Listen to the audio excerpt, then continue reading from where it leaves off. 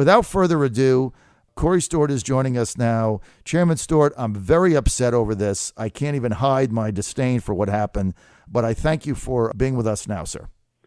Well, thanks a lot, John. Always great to be on the show today. So what went down here? I mean, I thought that the Trump campaign had an understanding we were going to get 4 people out of this nominating committee, and our objective was to have a unity ticket.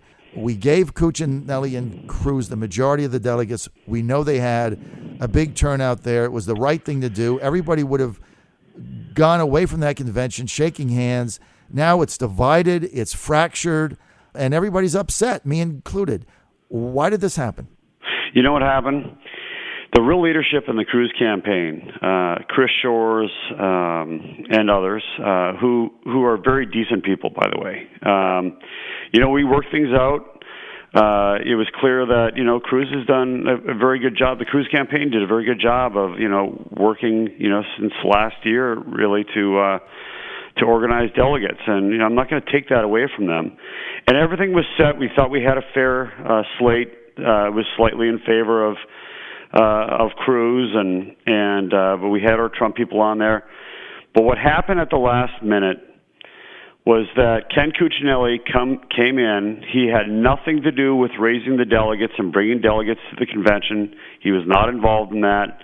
But he comes in and, for petty reasons, disrupts the entire thing. Not only did he take me off of there, but he took Matt Walton off there, who was with the Kasich campaign. And it was all for what? I mean, for like one delegate. It wasn't even that, I think, at the end of the day. But it was all petty, and it really just shows how Ken Cuccinelli's,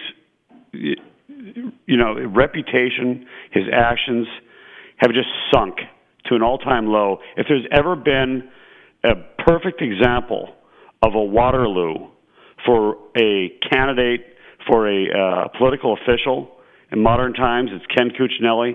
It happened to him on Saturday when he just completely blew up, and he's completely imploded. His political future in Virginia is finished. Mr. Chairman, I would agree with that. I would never vote for Ken Cuccinelli again for anything in my life.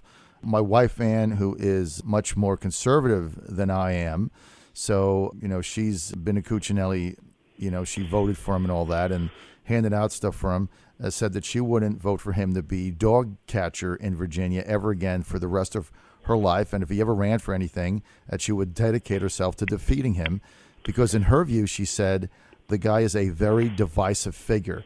Now, we saw what he did in 2013. Now he turns around, he does the second thing. But you're right, he just flies in. And I thought it was a very selfish move.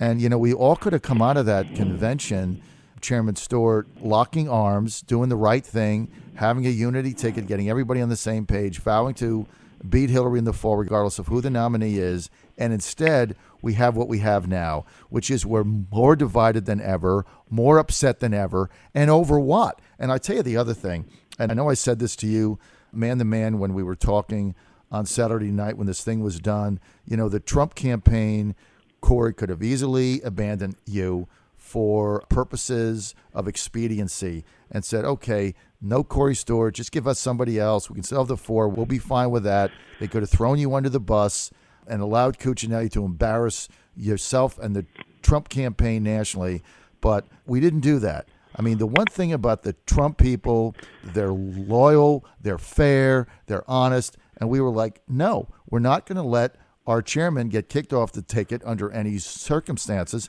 and so we're going to fight to defeat your slate. And you know what? Even though we were outgunned there at the end, because a lot of our people went home, even though we were outgunned, that thing only passed 51% to 49%. Right? Yeah. I mean, here's the thing, is that, that decision, by the way, to fight for my sake, that came from the top. That was a decision by Manafort himself that we're standing by Stewart. We're not going to abandon them. They understood what it was. This is Cuccinelli just being petty, and they were not going to tolerate it. And they came to me and said, "Look," and I had the conversation. I said, "Look, if it serves the campaign best to just, I don't need to go to the convention. I don't need to be a delegate. It's not a big thing for me. It really isn't. I don't need that on my resume, so to speak. But they would not let that happen. And it does show, like you just said, they are such a loyal, from the top down, from Mr. Trump down, it is such a loyal team. And I'm just so much more dedicated to them, more than ever before. Well, we're not going to leave our soldiers behind. You've been our chairman. You're a leader. You were the first one in the state to step up and take the chairmanship for the Trump campaign early on, and that's just the way we roll. Look, in that meeting, Cuccinelli was like, if you oppose this slate, I will roll it. I'll run the table. I'll go 13-0. You'll be more embarrassed than you are now. So go ahead and make my day. And, Ed Brookover, who was part of the Trump team that ran the convention, very calmly said, well, Mr. Cuccinelli, I understand you have to do what you have to do, but we stand for something. And so we're going to have to go forward our way, and good luck. And that's basically what happened. And we almost defeated it, right? Yeah. I mean, by the way, when the room, you and others, by the way, did a great job of bringing delegates. It wasn't supposed to be that close. Right. The cruise people were saying that, they've got this in the bag, blah, blah, blah. They're going to roll over the whole thing. And early on, it did seem that way. But we had a lot of people there. And then at the end, when I really thought we were going to lose this vote by a huge margin. But when Cuccinelli got booed loudly, and a lot of cruise people were coming up. Some of them spoke and were coming up and saying, look, we support Cruz, but we don't like these dirty tactics by Cuccinelli. And as loyal soldiers, to the Cruz campaign, a majority of them went ahead and they supported the slate. But a lot of them did that with their holding their noses. And it's really backfired on Cuccinelli and clan, and we're going to need all those Cruz. There's nothing wrong with the Cruz supporters. They're good, solid, conservative people. We're going to need them. We're going to need them going forward, and we're going to get. After Tuesday, it's all over, right? This is the whole thing is probably for nothing. Cuccinelli sacrificed his own political career for nothing. Because after Tuesday, when Trump wins Indiana and he's up by 15 points in the latest poll, all these little shenanigans and the dirty tactics that he pulled last Saturday that are going to backfire on him, it was all for naught because Trump is going to win on the first ballot anyway. That's right. That's is the most disturbing thing about there were no stakes here. I mean, it was over one delegate. It was over one individual. Chairman of the Trump campaign, Corey Stewart, who is also chairman of the Prince William County Board of Supervisors. He's a Republican, obviously. And it was over one delegate. And had Cuccinelli simply not weighed in and let that go, we get 4 instead of 3. Big deal. It doesn't have anything to do with anything. And you go there, and then everybody is united at the end. I mean, it was a long day. Harrisonburg is, 5 hours from anything. Beautiful town, but way out there. And everybody's happy, and they go home, and they shake hands leaving, and instead he divides and fractures an entire convention for his own ego and his own selfish purpose. If you were to open up a Webster's dictionary and put the word selfish and look it up, his picture would be in there after Saturday. I cannot no longer be involved in anything Ken Cuccinelli does for the rest of my life ever based on what he did on Saturday. Coupled the fact is, because of what he did, we stayed another 2.5 hours in Harrisonburg for absolutely no reason. So it was an unbelievable display of selfishness, and it was borderline evil. But then when he was threatening the delegation, like, I will just run the table on you, and he threatened it publicly. He said that right in a microphone. I mean, it's unbelievable what I saw, and I don't see where he's got any future in Virginia, because I can tell you this, I don't take a lot of positions on candidates. Obviously, I did for Trump, and there's a couple others, but I will get up. I will work tirelessly to defeat this guy if he tries to run for anything in Virginia, because he will lose. He's divisive, and it was shameful what he did. And look, now we heard rumors that a couple people told my wife that, well, we took the chairman out of the Trump campaign. Now we're going to go to the 4th district and we're going to embarrass the campaign a second time by taking out their number one national radio surrogate, John Fredericks, and beating him in his hometown and beating his wife. I mean, are these the words of somebody who's trying to bring a party together? I mean, have you ever heard of such a thing in your life?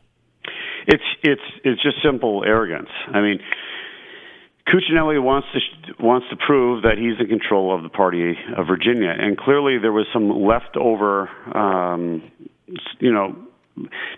What happened on Saturday? Cuccinelli thinks that it's because of his own, supporters that the Cruz campaign was able to win that vote on Saturday. It wasn't. What happened is that Chris Shores and others who are the real leaders, the true leaders in the Cruz campaign, did a very good job of bringing out Cruz supporters, and they listened to Cuccinelli, and the delegates listened to Cuccinelli as the leader of the team, and that's what happened. It had nothing to do with Cuccinelli's support within the party, and what happened is that Chris Shores, who wanted to play it fair, play it square, simply, Cuccinelli went to the top of the campaign, whoever that was. Word came down, and Cuccinelli vetoed the original plans of Shores and others to play it fairly, and Cuccinelli did this dirty thing, and it's such a sad thing. I mean, at one time, Cuccinelli was such a great conservative leader in Virginia, and it's just such a sad thing to see him just disintegrate like this. Well, it really is. But I want to give a shout out. Well, I've only got about a half a minute. I want to give a shout out to the Virginia Beach delegation led by John Moss, Councilman John Moss, led by House of Delegates member and Lieutenant Governor candidate Glenn Davis, and by Waverly Woods. They delivered a no vote at the end that got us within striking distance.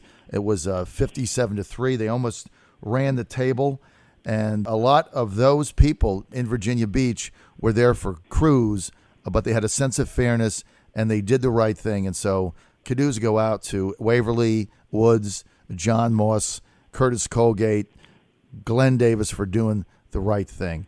Chairman Stewart, I'm out of time. We want you to come to Cleveland. We want you to lead our delegation, and I'm going to need your help, Ann and I and Robert Ike, May 21, because their next target is me. I hope you'll be able to help us. I'm going to help you. I'm going to be there with bells on.